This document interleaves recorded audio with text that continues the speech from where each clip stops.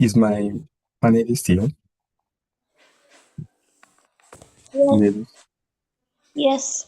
Okay, that's fine. Thank you. So my name is Remmy, and I'll be the chef of this round. Thank you, my panelists. My name is Kanyinsola. All right.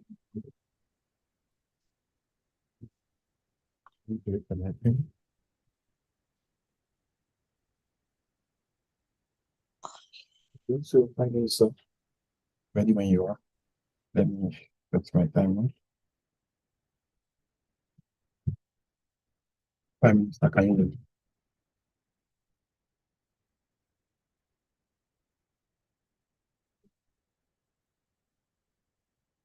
Prime Minister, Prime Minister.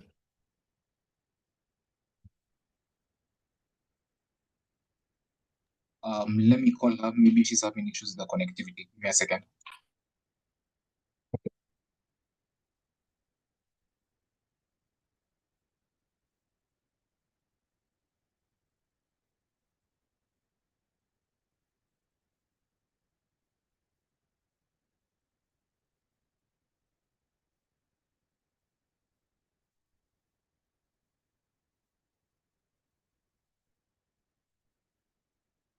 Okay, 30 minutes.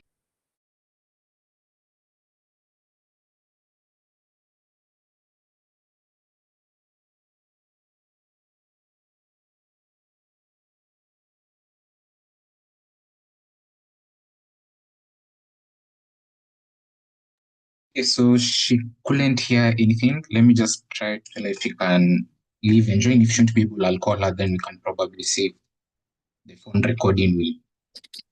Hi. I'm so sorry. Am I audible right now? Yes, sure. Okay. So I only take silent POIs. I'm going to prioritize closing opposition. So if you have a POI, just type your I in the chat. But if it gets to like 5 minutes, 45 seconds, if I haven't taken you can just say POI, but don't badger my speech. And shout out to my partner. He's an amazing partner. Okay. All right. Fine. I'm sorry, I want to confirm something. Is this being recorded? Do I have to record it on my end, or it's being recorded already? Because I'm quite confused as to. Yeah, okay, it's been live streamed already. That's fine. So just let me know when you're about to start.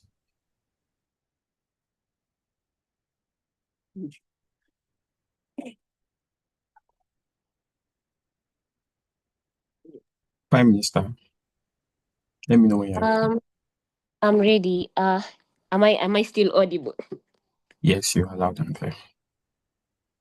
Okay, as I said, POIs in the chat space, but if it gets to 5 minutes, 45 seconds, you're allowed to say POI. Only from CO, I think OO, you can engage with us. Starting my speech in 3, 2, 1.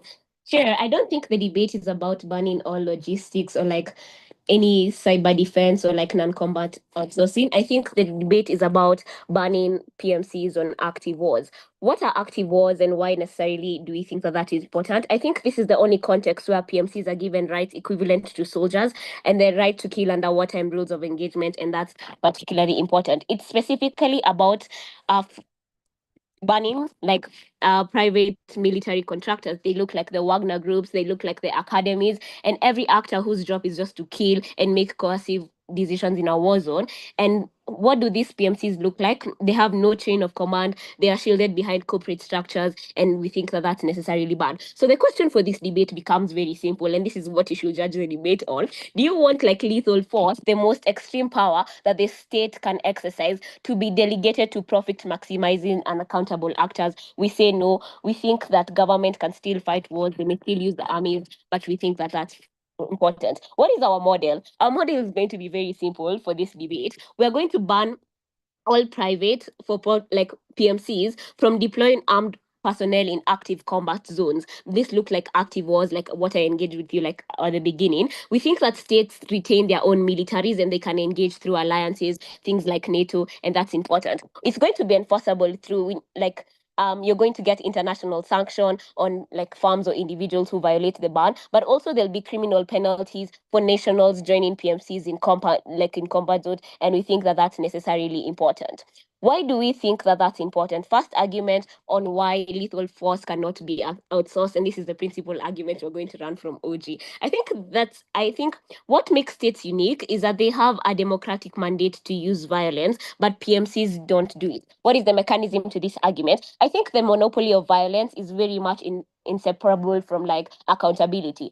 Armies are accountable through things like elections, through things like media oversight, internal military law, and international law. We think that PMCs are accountable to nobody except their shareholder. What happens here is, like, for example, when a soldier kills a civilian, the government must defend that action, pay reparations, and like face domestic backlash. Like, why did you kill this person? But for our PMC, the firm just pays a fine, rebrands, or like shifts operation. We think that the power to kill must never be used for profit rather than just for public purpose and that kind of thing. Second thing on why PMCs turn wars into a market. We think that the incentives are going to prolong conflict, to create dependence, and to demand more contracts. I think peace becomes bad for business, and that alone is enough to reject the idea that they should be allowed to fight. But also, thirdly, we think that PMCs make the social contract worse, or like they breach the social contract. How do they do this? Citizens accept the existence of their army because they consent to participate in a political community. We think that PMCs replace this with an accountable, foreign profit-driven killing force,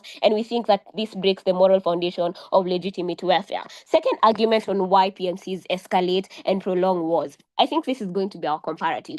This makes, like, let's see why PMCs, like engaging PMCs, becomes more violent. I think PMCs make war cheaper for governments. So PMCs let governments send their people, like, that, like, yeah, so governments will always want to use PMCs, because when PMCs let governments and other people like to these wars, if like a soldier dies, the public gets angry. I told you to shut up. I said in the chat space. If contractors die, people care less because they're not like your military. But for the soldiers, the public gets angry. I think so leaders think, if I can go to war without losing public support, this makes it easier to always start a war. And this is why leaders will always want to resort to war. And yeah, and also secondly, we think that PMCs mean no draft. If a country needs more soldiers, normally they might have to fight, like to find a force for people to join the army. I think that's usually unpopular because many people don't want to buy that. But with PMCs, the government can just hire more fighters in send, so we don't get no angry citizens, and it's always easier to choose war. We think that that's bad. But also, thirdly, we think that PMCs bypass democratic checks. I think Parliament has to approve sending soldiers to war all the time, but PMCs are private companies. Politicians can just quietly hire them without a public vote. So what happens is you start a war without asking for permission. We think the impact of this is that governments choose war more often, even when it's unnecessary and harmful. We think that that's bad. But also, secondly, we think that PMCs create plausible deniability for escalation. We think that states use PMCs when they want to escalate without admitting to like escalation. Look at what happened in Russia and like in Crimea. Russia was like saying, these are not Russian soldiers, these are just volunteers, and that's why they can continue with this war. I think it encourages more aggressive like foreign policy, or like because states think they can always hide their involvement. We think that that's bad. But also, thirdly, we think that PMCs create a self-interested lobby for war. Like once a PMC like sector exists, it becomes like a political donor, but also it becomes like a corporate lobby. And my partner is going to explain more on that. We think then the profit depends on war, so they constantly push for continued military engagement. And compare this to like our world, where the incentives of a democratic government which faces electoral backlash for sustained conflict. Third argument on why PMCs massively increase war crimes and civilian harm. Look at the actors' analysis. What do PMCs look like on the ground, and how do they behave? Firstly, their incentive structure is like they want lower costs, they want like fewer restrictions, they want things like faster operation, things like minimal liabilities. So what happens is they have to cut corners and violate international humanitarian law. But before I continue, I'll take a POI from CO. 3, 2, 1. So they lack discipline, structures, and like moral education. So regular armies spend decades like building doctrine, things like discipline, things like hierarchies. But look at what like the Wagner group or like these PMCs, they're literally assembled from like ex-soldiers, ex-criminals, and like unvetted personnel. So like literally, yeah, they have no patriotic duty to civilians, and we think that that's bad. So they have no accountability. Like they have accountability failures. So when they commit atrocities, they literally just disappear, they rebrand, or they move to another conflict. So states cannot prosecute them easily because they operate across borders, they hide and sell behind companies, and they're protected by contractual immunity. We think that that's bad. What's the comparative here? We think that government armies are better because even if government armies, like they're imperfect or whatever these guys want to say, they have like journalism, they are like whistleblowing, they are electorates, they are military courts. There are so many things that can hold them accountable. We don't think that these pressures do exist for PMCs, and that's why they exist. They continue this crime. But yeah, that's why they continue this crime, and we think that that's particularly bad. So what do you get from us? I think we tell you the comparative here is that at least on our world, you're able to hold military accountable. On their world, they're not able to do that. And with that, yeah, done. We thank the Prime Minister for her fine speech. We will now open the leader opposition to open the case for open opposition. Ready when you are.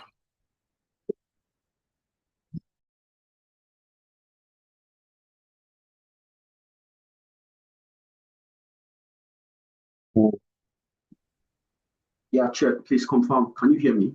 Yes, loud and clear. All right.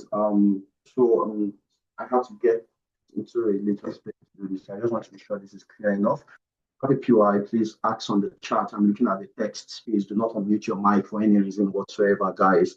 Please, I'm looking at the chat. If you have a POI, just shoot on the chat. Going to start my speech in 3, 2. Oh shit! It's I. Let me time myself because It's fine. It's fine. It's fine.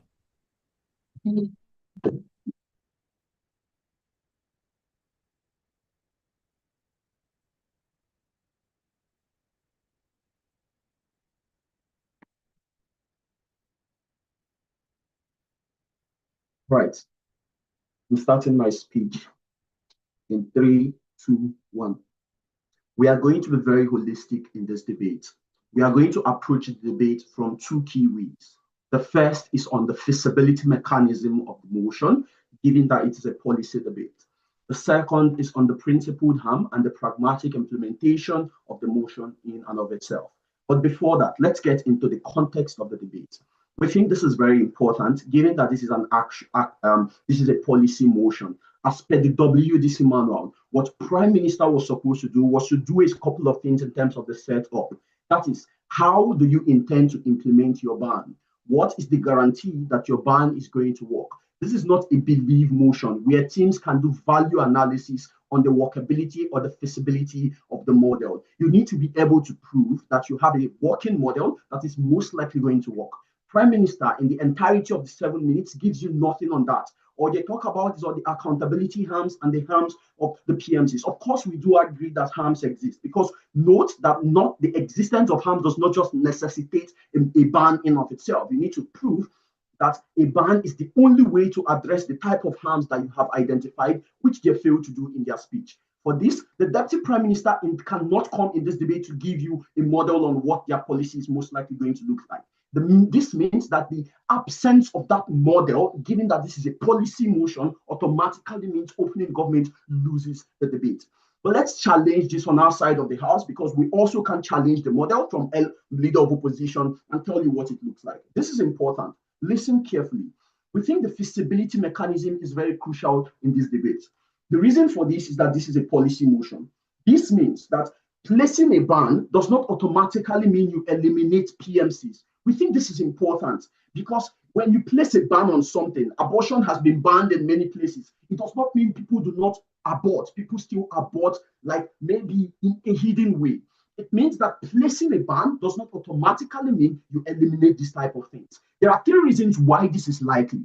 The first is because of the demand. Note that in status quo, the people that are most likely going to use private military contractors and states or institutions who do not have the total capacity to always finance all these things with their army, but don't want to lose their armies. But more importantly, non-state actors, insurgents, militaries, all those kind of things mean that these are the type of people that are most likely going to use them in and of themselves.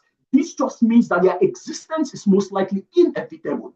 But secondly, when you ask yourself, who are private military contractors? Most times, these private military contractors are people that are veterans, that have retired from the army and in themselves decide to create a certain market. Or secondly, these are mostly people in themselves that have ties to the state and have some sort of good relationship with the state and establish this in of themselves. The third reason why they're most likely inevitable is because of the rise of wars in status quo. The way in which wars exist in status quo means that there is an untapped market system for these guys to exist.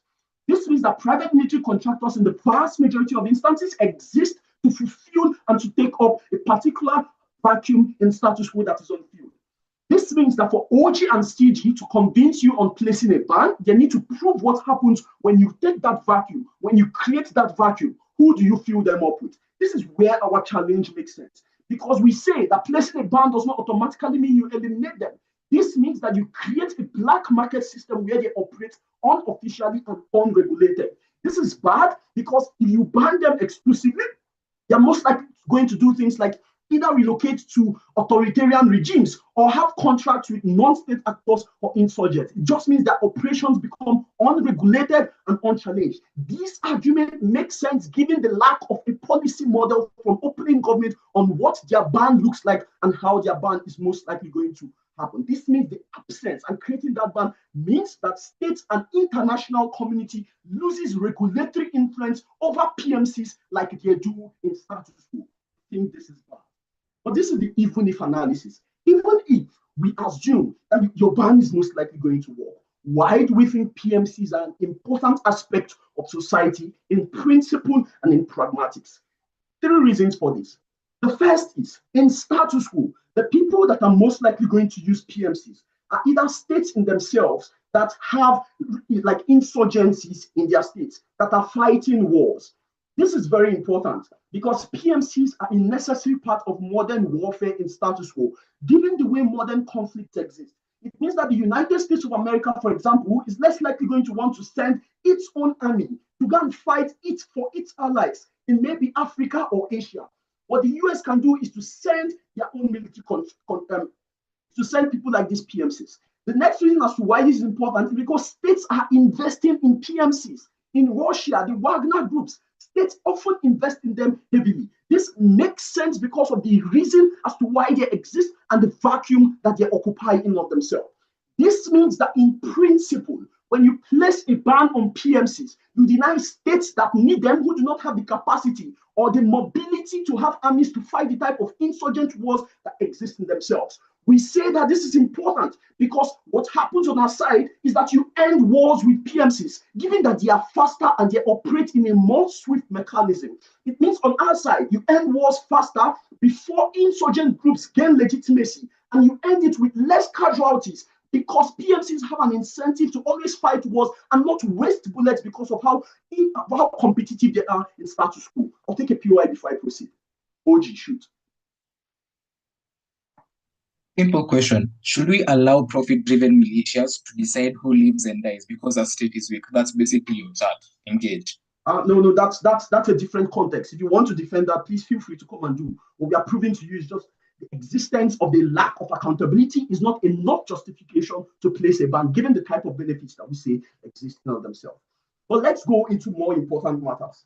The pragmatic realities. This is important because when you place a ban, you take away a crucial aspect of society, and there is no analysis for what you use to fulfill that gap in of themselves. What is the likely outcome of opening government and closing government ward? The first likely outcome is that you allow state actors, state military, to become the substitute for the states. Most times they lack the expertise and the incentive to always want to end these wars because of state-leading policies that can be overwhelming in wars in of themselves. PMCs are profit-oriented, and we agree. The reason as to why this makes sense is that they just have to go in and win the war. That's their incentive. That's what these contracts are mostly premised upon in and of themselves. The last thing then is, who do they sell the weapons that they have in status quo to? This is a crucial aspect of the debate that needs to be weighed, because when you place a ban, you drive them out of market. What happens to all the weapons they have? The most thing they have to do in last resort is to sell them to insurgent actors or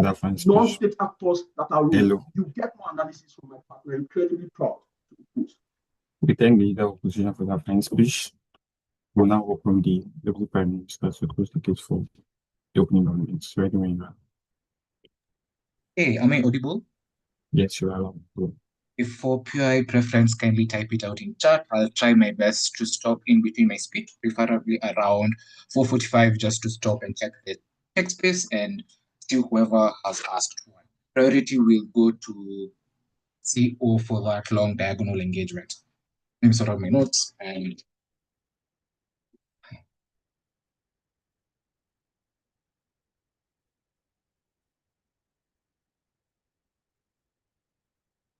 okay. Assuming I'm still audible. Okay, I'll assume I'm still audible.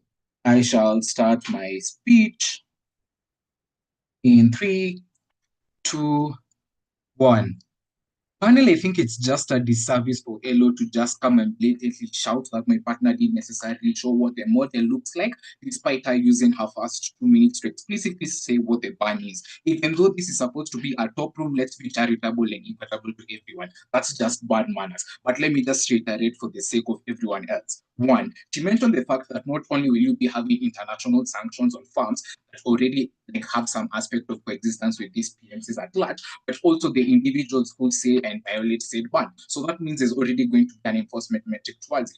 2, you're already going to be having measures like criminal penalties for nationals, for basically people who join the PMCs in combat roles and all that chat. Because the main thing that we're saying from side OJ exclusively, it's not that we want to ban the aspect of having logistics, intelligence, or let's say an aspect of consultancy, basically non-combat roles. What we're saying is having guys from PMCs, boots on the ground, guns in the field, and all that chat is basically what we are going against. Having somebody from France fighting in an active war in Russia under the form of academy is what we don't want. But even if they want to say it wasn't inherently clear, even though my partner mentioned it, she stated the fact that if you don't necessarily have the abiding of domestic law in said country on how the PMC is going to interact with the whole active war society, you also have sanctions from UN and even other international monetary organizations, whereby they can easily monitor said organizations that either fund or provide some logistical help to the PMCs, or said nationals or investors behind it and keep them accountable and attached. That's the reason why back in 2018, after the annexation of Crimea, the leader of Blackwater was literally reprimanded by the Global Financial Committee.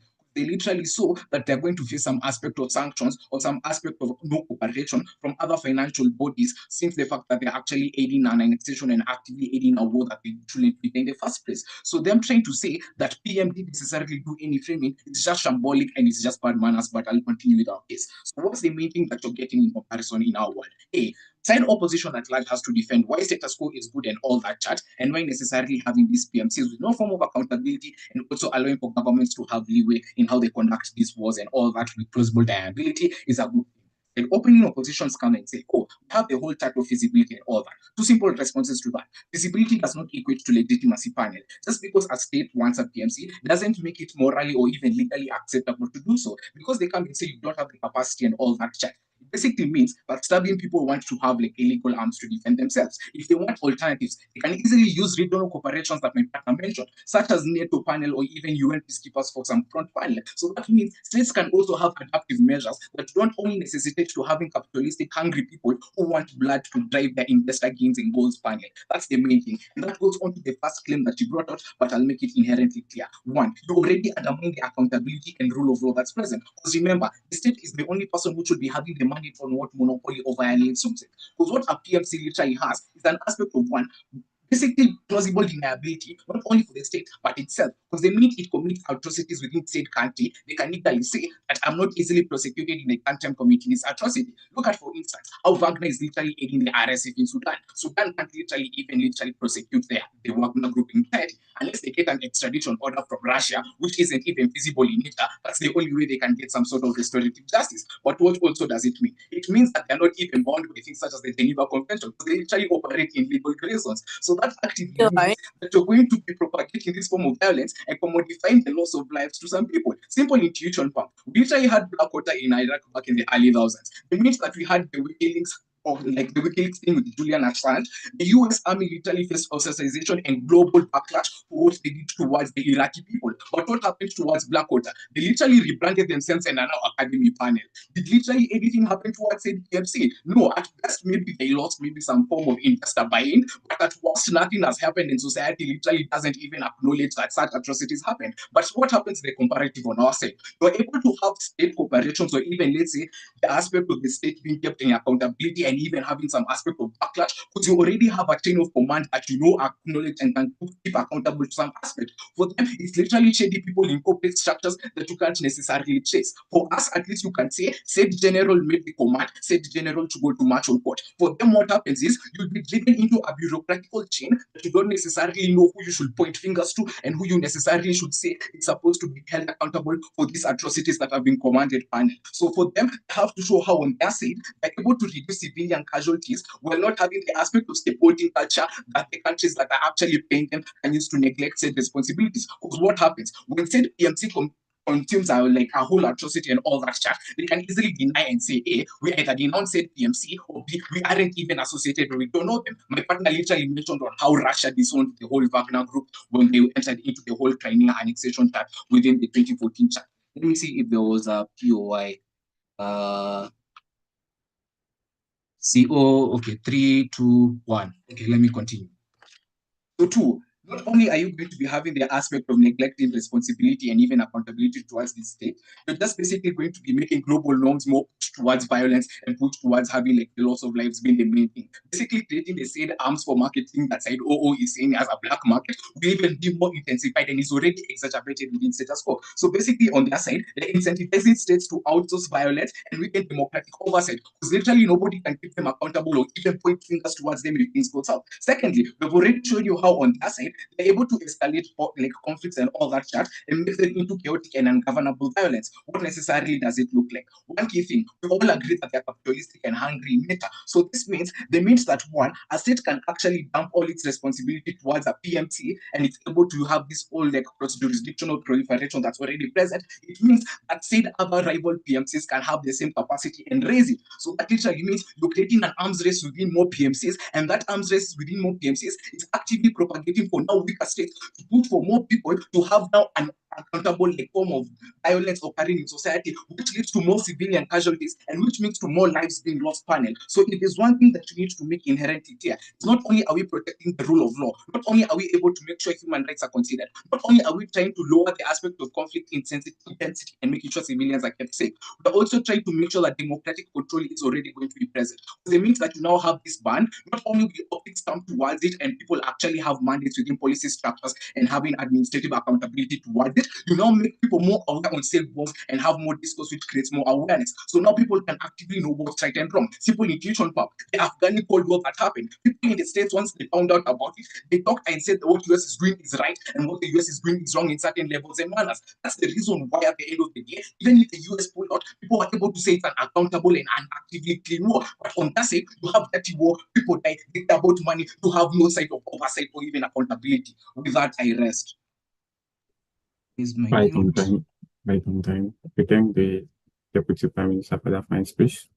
We'll now welcome the Deputy Leader of Opposition to close the case for the opposition. Ready when you are. All right, people, can I be heard? Can you hear me? Yes. Fantastic. You're right, exclusively in chat. Please don't unmute yourself to ask me anything. I will be looking at the chat, and unlike opening government, I will actually take a POI.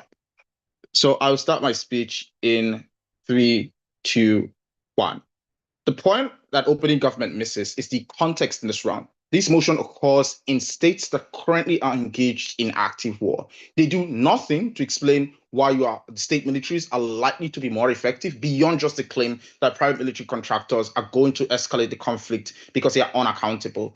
There's a case tension in opening government. Notice that they explain to you using mechanisms in status quo about how you are able to hold, private military contractors accountable using institutions like the UN. If this is true, then this defeats their principle, because it means then that private military contractors are subject to regulations. They point out a clear example by saying that we reprimanded the Wagner group. their entire case collapsed as a consequence. But I'll do in this speech as the following. One, I'll explain why the policy on their side increases the scope of conflict. Secondly, I'll explain why we de-escalate conflict using private military contractors. And finally, I'm going to talk about why all of the alternatives that exist on the opposition bench are unlikely to work. So let's start off with, the principle that opening government talks about. The principle doesn't matter because in instances where you do have active war, the vast majority of instances, people's democratic rights are already suspended because these are instances where you're either likely to have a state of emergency. It's unclear, why you need the Senate to pass, to approve certain things in the vast majority of instances. Secondly, I think also why this is important is that in the vast majority of instances within these sort of contexts where you do have active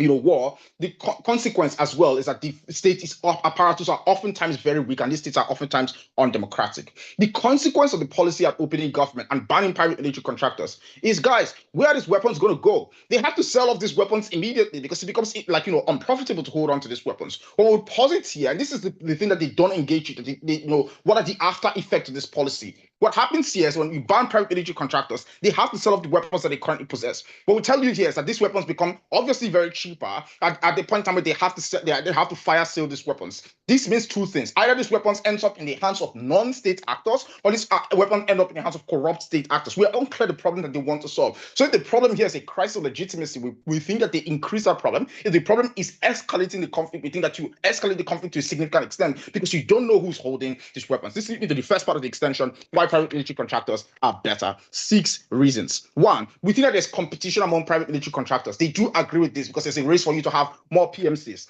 This means in the vast majority of instances, the state has more bargaining power over these private military contractors because if one is not willing to be subject to your regulation, you can contract another one. So these private military contractors have no power over you. Secondly, also, we think that there is more, call out among PMCs because you want to be able to gain contract over the other. But additionally as well, this means that you are much more likely to be held accountable. Given that you want to be able to gain contract in the future, this is the reason for why, private military contractors are likely to behave in a good way. The third thing here is that PMCs don't want to prolong the conflict, guys, because it's expensive to prolong war. You want to be done with the conflict faster so you can get on, you can secure another contract. Your success rate is contingent on you being able to secure another contract to fight another conflict in another country.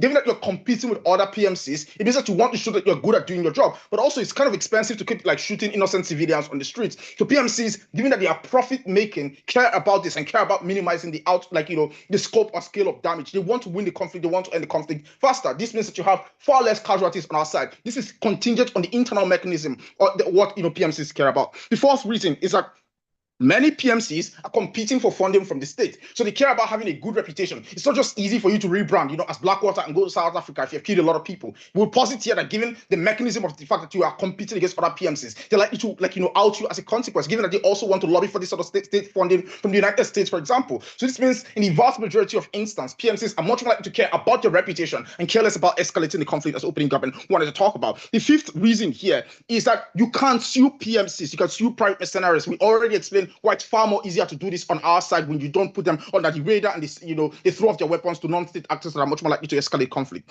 The sixth reason here is that currently in status quo, PMCs are facing a crisis of legitimacy. So they have an incentive to want to get rid of that and behave in a much more good way and reduce the scope of conflict. These are 6 reasons why PMCs are better. The impact as follows. On our side, you end wars faster. And this is far more important because notice that the people who die in conflict are not the people who die on the battlefield, but vastly the people who die from things like starvation when the conflict is prolonged. So what we're positive here is that we do prevent this crisis by ending the war faster at the end of the day. But also de-escalation and deterrence. Knowing fully well that private military contractors have the capacity to end conflict faster, given that they have things like precision-guided munitions, so they know where terrorists are and the groups that they are in, as opposed to increasing the scale of third-party harm that usually happens under the state. This means that the scale of deterrence and de-escalation that you have means that you allow more negotiations to happen, and this also reports Prime Minister. This means if you want negotiations to happen that prevent conflict, you have that on opening up. If you want the conflict to end faster where people don't starve, you also have that on opening opposition. The next thing I'm going to talk about then, I think the most important thing to note in Wayne is that not all, rebel groups are bad. Not all armed insurgencies are bad. So you want to be able to allow for things like negotiations in instances where these groups are good, rebel groups that, maybe want to succeed from the state. And this is also why it's important for you to have minimum casualties, because this prevents the conflict from happening again in the future. We'll posit here at opening opposition that the reason why you have a lot of active conflict is because of the fact that you're not able to solve this conflict. In the vast majority of instances, because of the huge amount of body counts that you have, these conflicts do happen again. So PMCs do prevent the chances of escalation of this conflict again in the future. Let's talk about the alternative. I'm going to posit 4 alternatives for the for the gov bench. Maybe CG wants to talk about this. Firstly, state militaries. We think that PMCs are far more better trained. Masco tells you about this, these are former military war veterans, but also they have better weapons. Thirdly, states recruit individuals into the military via indoctrination, telling people that the other group is bad, you should kill them. This leads to more escalation because that's where militaries are much more likely to go out on the street and start shooting people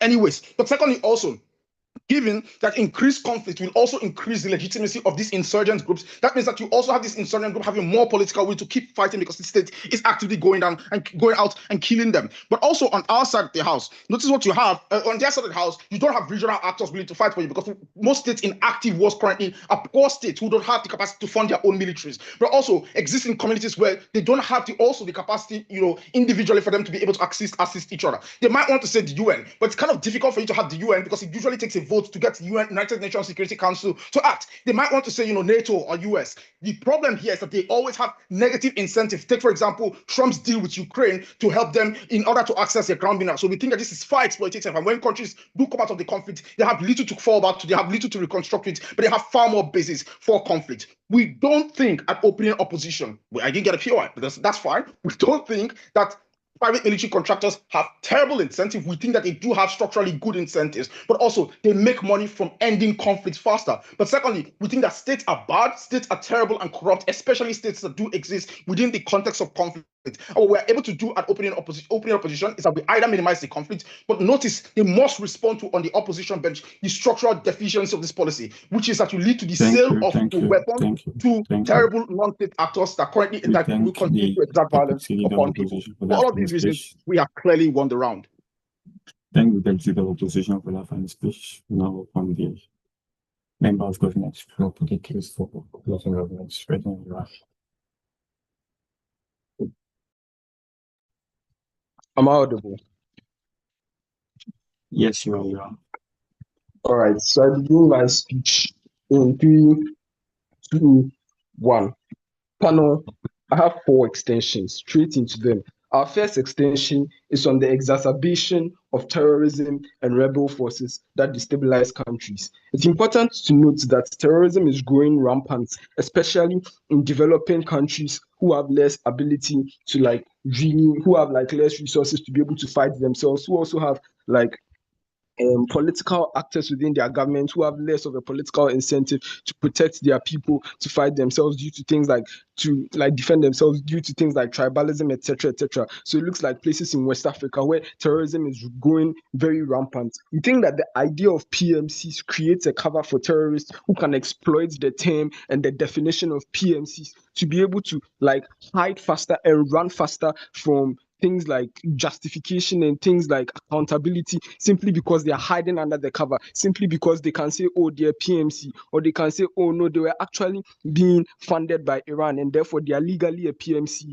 and therefore there are longer processes to be able to take justifiable action against them. We think that this is very bad, and it's particularly very bad for developing countries because note, in status quo, developing countries are the ones that are suffering most from things like terrorism, etc. They're the ones suffering more from things like rebel forces that are destabilizing their countries. Now, I gave you analysis as to why. Number one, they have less ability to defend themselves compared to these other bigger countries. And number two, usually their governments are incompetent and corrupt, etc. Meaning that their governments are not even the most qualified in terms of protecting these people. We think where you create PMCs, or where you allow PMCs to continue running, you give these terrorists that have already infiltrated these spaces, you give these rebel forces in places like Congo the ability to hide under this cover and escape things like international pressure and international recognition for the things that they are doing, and escape things and give some of these governments an excuse to allow these people to keep doing what they are doing. We think it's very bad for terrorism in these places. We make it more bureaucratic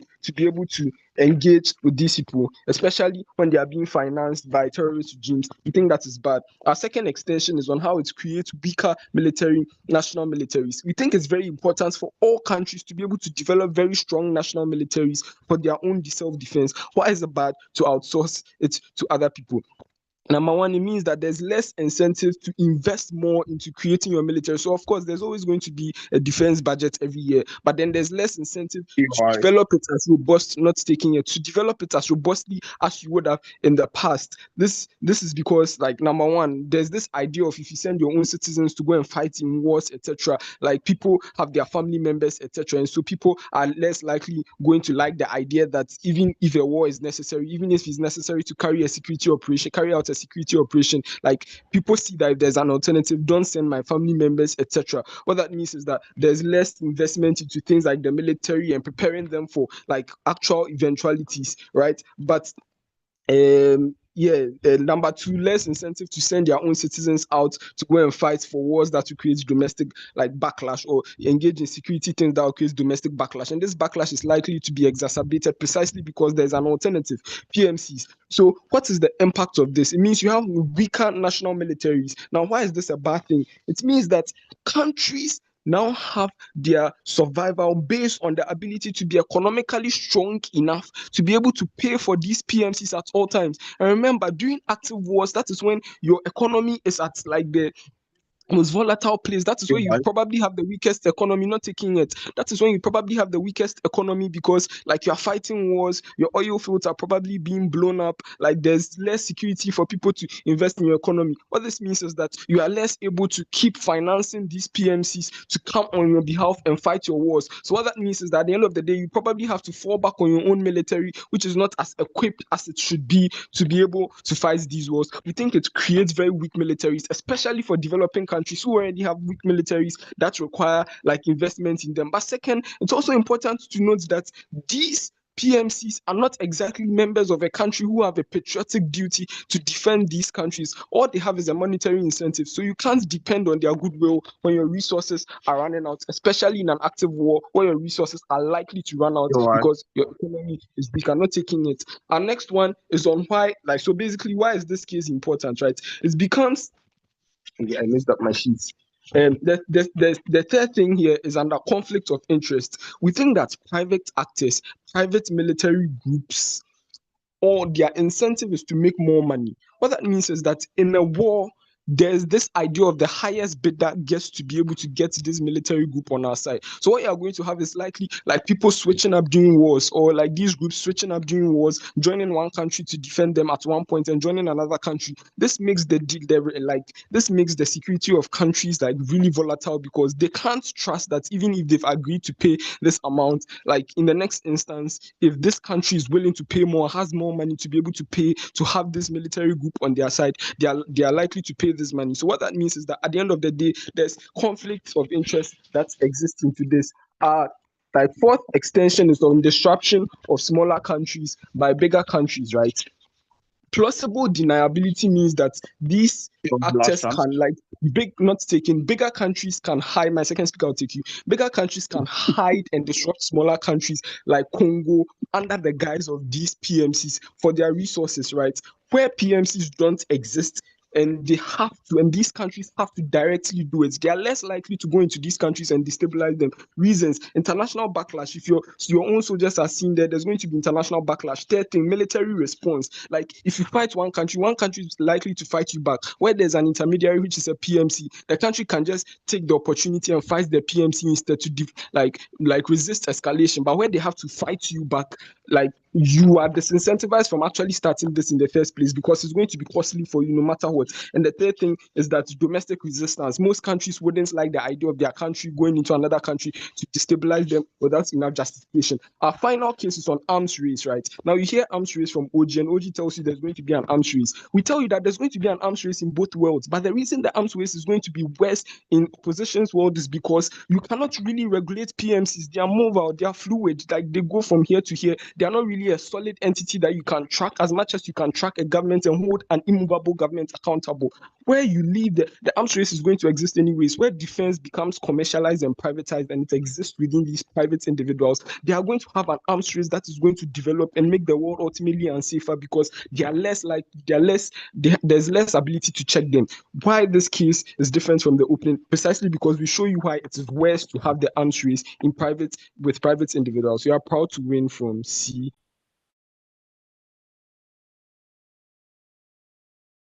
We thank the member of government for that fine speech. We want to welcome the member of opposition to open the case for using opposition.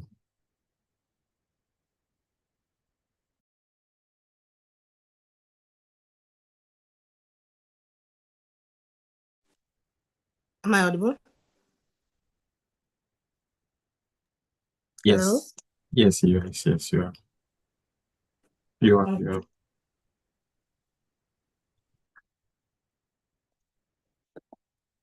Okay, so I'll take PIs from OG if they have any. I'm so sorry I didn't ask.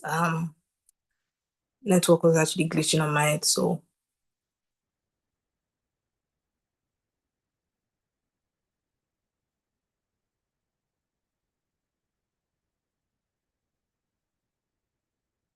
Okay. Hi. Yeah, I'm still here. I've not started yet. You can still hear me, right? Yes, I can. Okay, cool. Sorry, I'm just trying to start it with timer. Okay, I'll start my speech in 3, 2, 1. 3 basic reasons why opening government cannot win over CEO in this debate. The first thing that they lie to you and tell you that this individual does not have any particular body or institution that they are accountable to. This is a lie. Every PMC that is created in the international community is registered under private securities regulations, and also their identities, their documents are provided to ICPC and other international organizations that fight against war crime. It means that at any instance where the likelihood of an extreme aggression on the side of what government is trying to defend, these individuals are going to be called out, they lose their licenses, their operation, and they will mostly not get any more clients within the international community. On that particular end, it means that they cannot lie to you in this debate when I tell you that, oh, it's only shareholders that control these individuals. They are large corporations that is being the international community. There are organizations that their activities are highly recognized. That means that institutions, of course, that actually control their activities will be set up for the sole purpose that they are fighting in warfare, active warfare that permanently deal with human life. Just actually engage in debate in the vacuum and say, oh, there are no laws that regulate them. That's a blatant lie. The second thing that they tell you is that, oh, these individuals are going to go extreme. Yeah. Hi. Your line has been breaking. Hi. Or is it only for my end? Can anyone else confirm? OGCG? Oh, yeah. So I think you have to restart your speech. Can you speak now? Let's know when it's stable. You have to restart.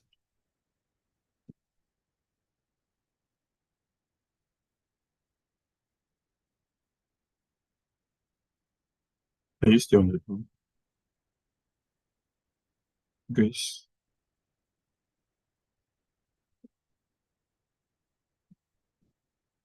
Is our partner on the call? Let me see.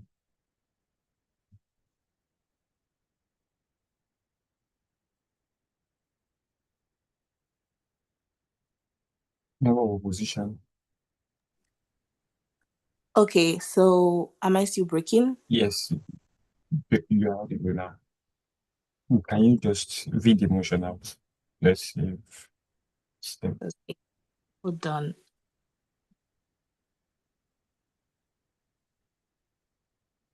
I'm sorry, I don't have it on my. Let me find it. Okay, you just read something for like 10 seconds. Let's do. Just say something. Okay, I found it. This house would ban private. But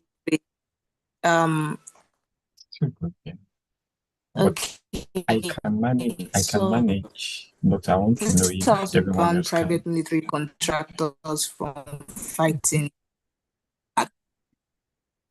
Still broken. Yeah. You've done that and your line is still broken. I would love to confirm if other speakers can hear OGCG. Is it manageable?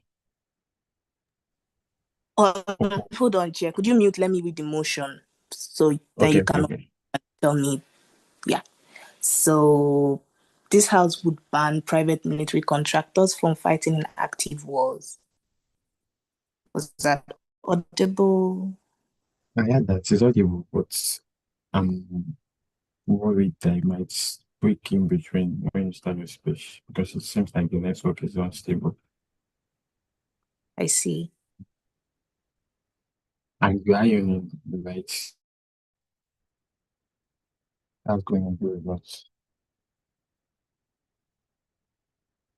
Okay, you are not ironing.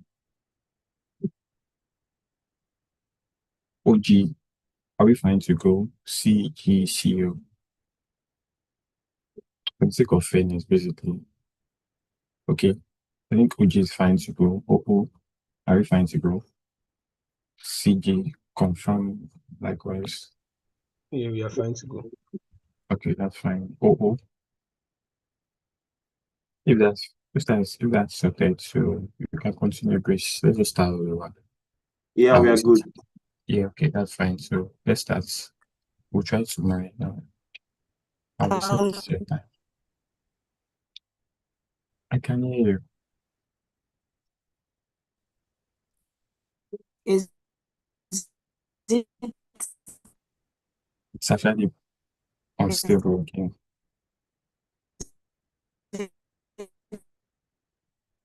Probably you should just leave a call, like leave the Zoom call and you join. bad? Like, is it extremely choppy?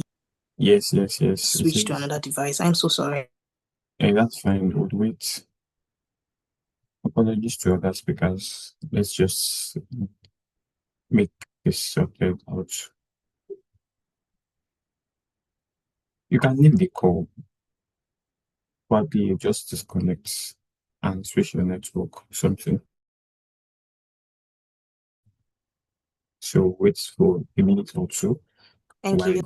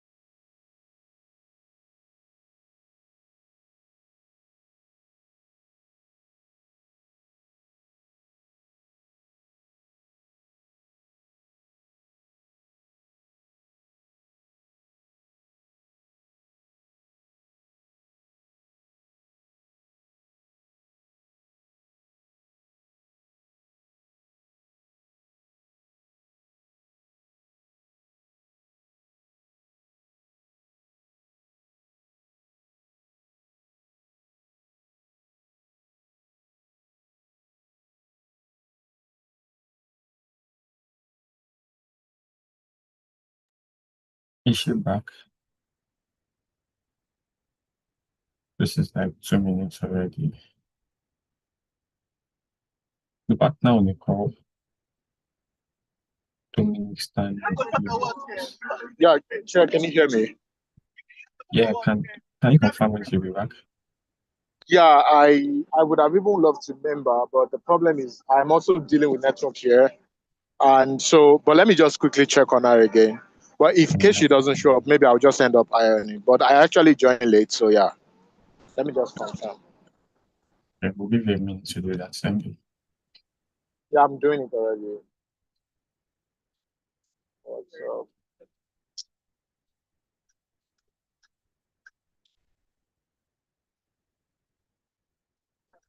Okay, so she's receiving my messages on WhatsApp, although she's here to open them. So I guess she's back on internet, or maybe she's still trying to reconnect. Okay, she just read my message, so let me wait for her response.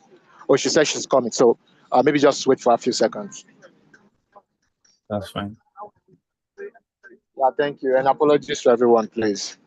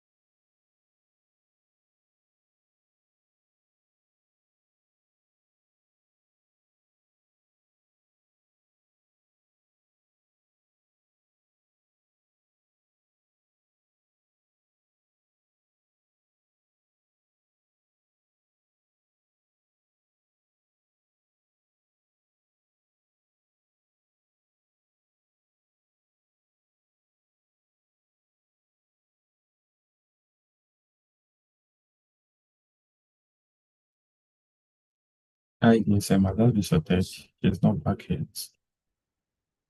Spent up to 4 minutes plus on this. What's the update, please? Yeah, I think I'll just start. I don't know. That's fine. So, let me know when you're ready to start.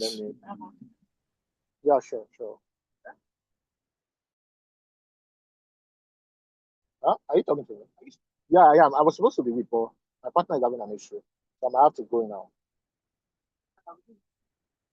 Yeah, sure. I know. Thanks. I appreciate it. Okay. So, Chair, can you confirm I'm audible?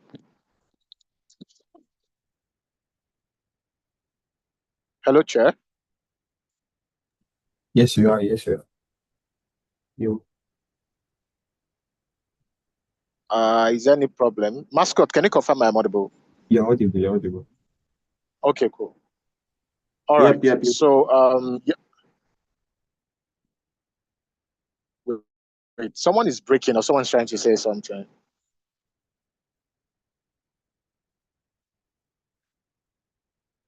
I was saying you were audible. Okay, cool. Thanks, Mascot. All right. So, okay. So, Pio, I just unmute and ask. Okay, yeah, I can start. Thanks. I'll just put it in the chat space, and then I'll start my speech in 3, 2, let's go. There are 3 things you need to understand with the divers in the communication we've had so far. The first, opening government assumed that because these guys are PMC, there is no sort of like regulation that exists. I think that's the biggest lie. OG already established some responses to that, but later mechanistic framework that make those responses to be true. So you need to credit it to us. One, within the international organization, there are agencies that directly regulate the activities of these individuals for two things. One, because they recognize the need for most states to always want to seek the services of these private, outfits. One, because such as services are also directly being offered by MICs. That is the reason why most states always outsource for private weapons manufacturers in order to buffer state security outfits. Knowing that this sort of like engagement exists means that international organizations like the likes of the United Nations and the North Atlantic Treaty Organization have much more incentive to directly control the operations and also the mechanisms of the channels of engagement, contractual engagement of these particular organizations.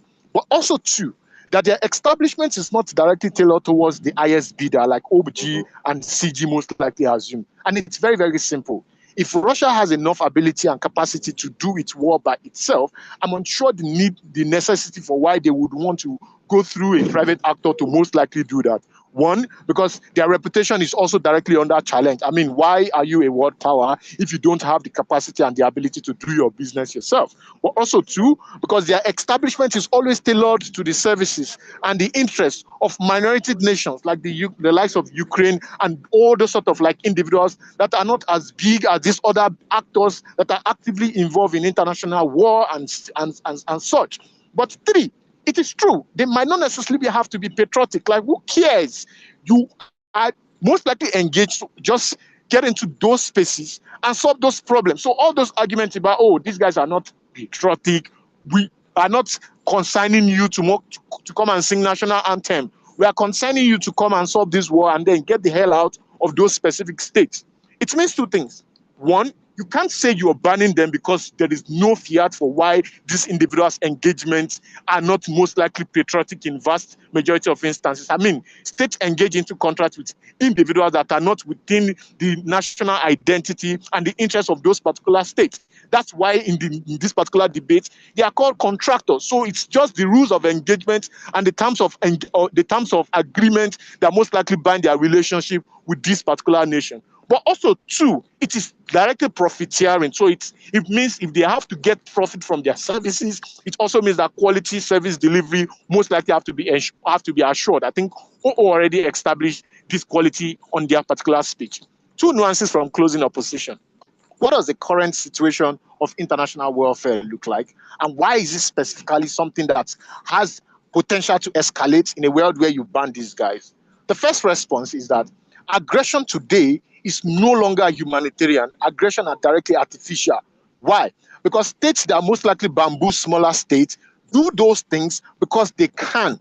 Not necessarily because those smaller states have justifiably maybe aggress them or provoke them. A very simple reason. For history, Russia and Ukraine have most likely been related with each other. Probably maybe not with 100% brotherly love, but the fact that Russia one day realized that it has the ability to go into these specific states and plunder the machinery of their state actors, even when the likes of the West and every other actors could most likely mediate, but they still go ahead as well. It simply means that they don't have the ability to most likely get into those particular states. It simply is the narrative of I'm doing this particular action because I can, and even if there are legitimate cause for those specific engagements, the question then becomes, who are seed for the fairness and the engagement of this particular minority state in a world where the war is just between the bigger actor and the smaller actor? I think this is where the PMC comes in two dimensions. The first, because it serves as a much more option for this individual to also be able to have alternative to at least match with their mates. The alternative from closing government is to say, let's cry to international organization. But notice the problem with that mechanism is that one, these guys don't act all at once or they don't respond in the same manner of urgency. That is why the only sort of like military aid you had that was turned into those specific states is when those casualties has already happened in the first place. We think not just based on the fact that availability is much more assured on our side, but the fact that these states have option and they have choice to most likely protect themselves better than those other actors that are passive as an alternative from closing government and opening government side of the house is the reason why their existence in itself is justified. So banning them not only creates vacuum, but it only continuously recognizes the legitimacy of those specific bullies that have the ability to aggress and plunder your state for no just cause. Yes, I take that POI quickly. Yes, so we understand your case about regulation being ineffective or like regulation existing, but what our law does is that it prohibits countries who are more likely to be able to be sanctioned by the international community from contracting Close your mic, Konadu. Close your mic, close your mic, close your mic. You can't say that the best on our side doesn't exist, and it's all we have on our side is just worse. Whereas on your side, you need to justify what the vacuum looks like. My extension is to show you how war in itself has revolutionized against the idea of international actors being able to control or regulate those bigger guys. It's about the fact that PMC exists today in order to serve as a balance in terms of like severance of measures and alternative for things like military aid to those specific individuals that can't protect themselves. Take them away and the world is most likely was for those specific persons you still want to protect. The MEC does not exist. We buy that better. The last thing here is this. See, opening opposition said the major reason why they care much about this thing is what happens in a world where vacuums is being created, you have black markets, arms might most likely get into the wrong hands. I mean, those are extensional outcomes that could happen. But this is why our case is most likely a priority to that. The fact here is this, that an outfit could most likely have problem. I mean, that's true. We are ready to buy that bullet. But this is it. It does not take away all other achievements in terms of giving a severance measure for individuals that can't protect themselves to be able to have a say with war engagement. One, because those problems won't stop. They escalate from one point of aggression to the other. But two, because international actor and third-party actor have much more incentive to benefit from all these particular conflicts. The extent to which you're able to have a different actor that not only de-escalates the incentive for individuals who want to prioritize their own selfish interests from this conflicted situation is much more justifiable because which we think we want to have in status quo. Taking that away from their side, from our side of the house, is something that is most likely problematic, and we don't think that is a world that is most likely good. We are proud to oppose. We thank the opposition for that fine speech.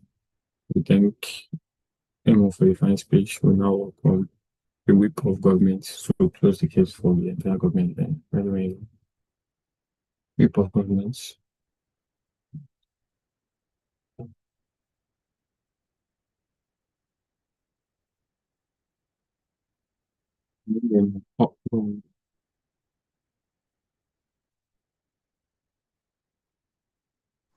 Hello, am I audible? Yes, you are. Okay. So I'm going to begin my speech in 3, 2, 1. The biggest problem in today's debate is that a couple of teams or the teams in today's room are not recognizing certain things that are very important, and I'll be getting into that shortly. But I think what you need to recognize is that private military contractors are profit-driven companies. Their business model thrives on instability. What it inherently means that a word that peace is a word where they go bankrupt. So even if the argument you get from upside is that the end was faster, we think the ability for them to thrive on instability means that the ability for them to also create insurgencies and wars elsewhere is something that they are most likely to do because that is where they get their profits from, and that is detrimental. Our first extension and why it is very important, because my partner analyzes to you something that is still unengaged in today's debate. My partner tells you that the ability for these private military corporations to exist inherently means that they undermine the sovereignty of these nations, especially in relation to their military corporations. So what you get from my partner is that in most instances, you vote for the government so that the government can protect you. What you do when you do not ban private military corporations is that because these governments realize that they have a buyout and they have an easier way to most instances to go to war, these governments do not necessarily pay close attention to the ability for them to develop their military investments. What inherently means that these people consistently do not have the investment that they need to protect the people or to go their military into instances where they are greater. So even if close opposition tells you that they need to match their mates in that instance, not in our world, the ability to match their mates is the ability for them to have a strong military personnel inherently or internally in their own world. You create that better in our world. But what makes it even problematic is that word is that in most instances, because private military corporations are profit-driven incentive and like big and like they're most probably going to get a lot of contracts, what happens is that even the average people who exist as security personnel within these military countries exit from that military countries to go into these military countries because they probably have higher pays or because they probably have higher technologies. What inherently means that even for the smaller people that are left within these military organizations in these internal developing countries in that regard, that those people are inherently bought out of them. What is that problematic? Why, in principle, that undermines the sovereignty of the nation, because the sovereignty of the nation is tied to its ability to defend itself. And I think that the people are what cause it to defend itself. You do not get that case from opening government. And the reason why that is unique case is different and important to today's debate is that opening government's case about regulation is something that the opposition tells you that regulation isn't going to exist in their world, or regulation will exist. Our case uniquely isn't tied to regulation. Our case is just on the fact that these acts and not banning these private military corporations in of themselves without regulation or not is something that undermines the sovereignty of these states. We think that is problematic.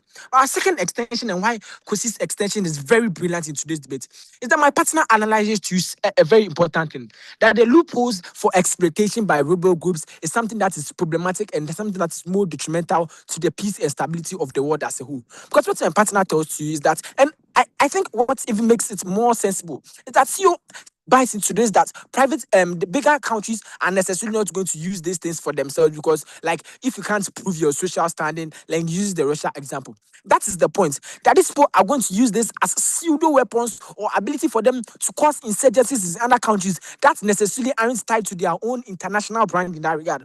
You know, this is problematic because one, it creates neo-colonial tendencies, because the ability for Russia to have Wagner Group to infiltrate places like DR Congo under the pretense of like these private military corporations inherently means that these people necessarily are able to create tensions in other places in spite it directly benefits them.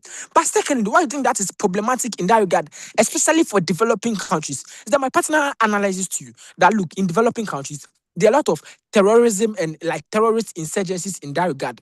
This becomes even more problematic because now, even beyond the fact that even bigger state actors want to use this as pseudo places to start with, even for rebel groups that exist, they can also hide under this umbrella. So regulation might exist, right?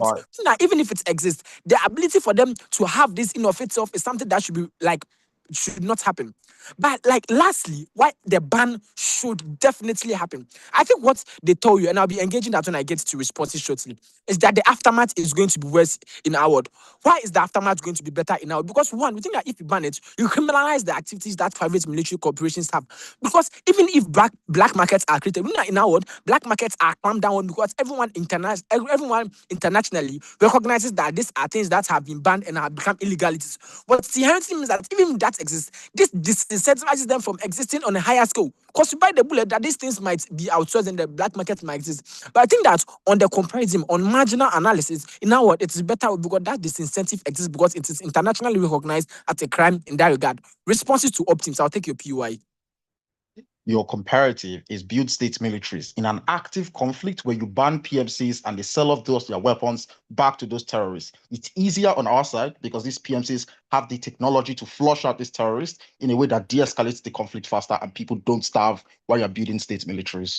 Yeah, panel, this is the thing, that in active war times, even these developing countries, they don't necessarily have the money that they need to spend within these war times on these groups. What it inherently means that it creates the second problem that my partner analyzes to you that is problematic, that there's a conflict of interest, because if in the middle of the war, these developing countries or these smaller states necessarily cannot fund these private military corporations, these people just leave them because like they don't have any good standing for war, they are not built on patriotism, right? That's why even that is important, because if you say that it is in the middle of the war, we think that the ability for you to waste your resources on these things, especially when they don't have good standing, and especially when you don't have the money to consistently supply them, they are going to leave you, means that it is more problematic. But what makes it even worse is that in the middle of this was these people are going to left ajar, these people don't have an opt-out is in the world, especially when they've totally depended on this private military corporation. Thing is bad.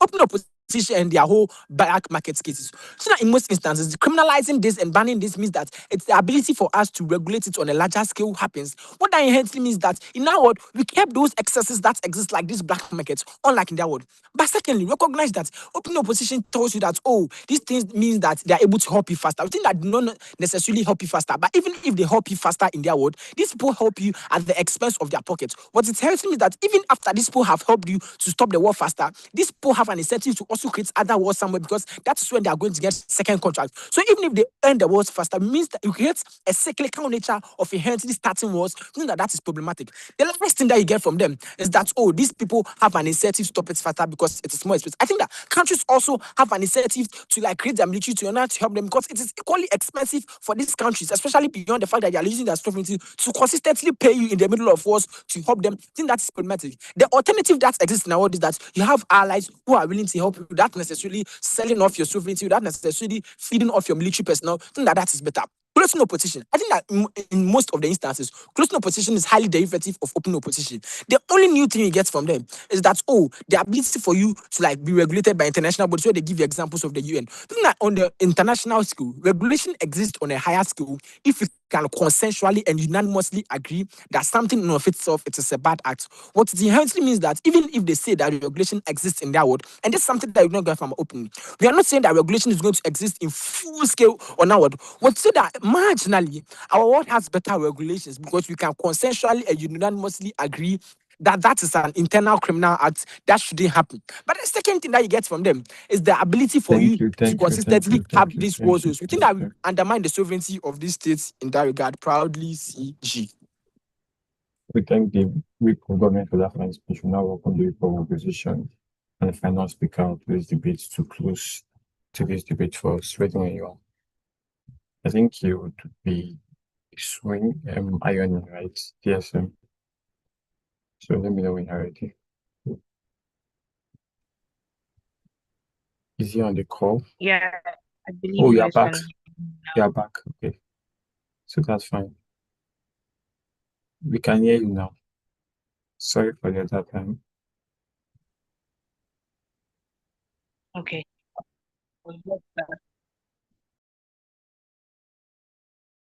Sorry. What was that? Hold on. I'm just controlling the noise in my.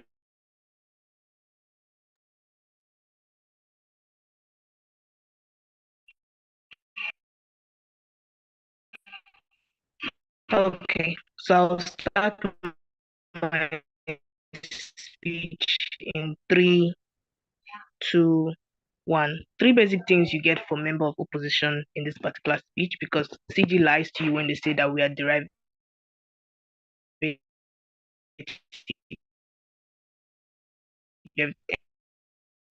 anyone I agree.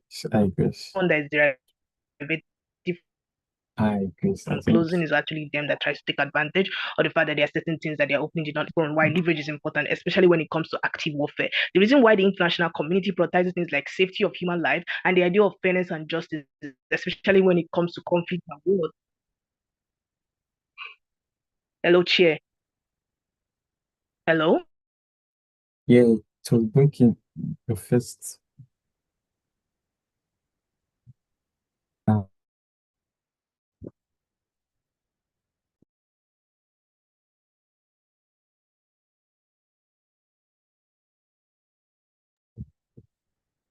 Hello, your line is broken. Basically, that's just all I can say.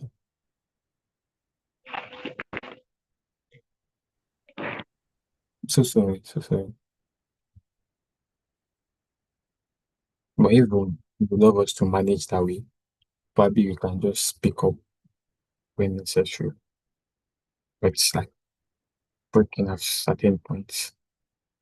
Although as you are speaking, it's coming back on. If you love us to manage like that, it's fine.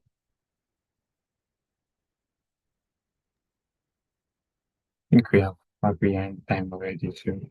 Yeah, Let's can you hear me? I beg. I can. I've explained already. I said the line is breaking at certain points. Do you understand? But I think it's best to just continue. It's unnecessary to just delay this. We'll catch up with it. It's a web speech, so let's just try to manage. If I notice break up at some point, I will alert you, like via the chat box. So just start on that. Right. Okay. But am I breaking that like I'm speaking right now? I should like, let me just continue. Fine. It's fine now. That's why I said just continue. Okay, thank you.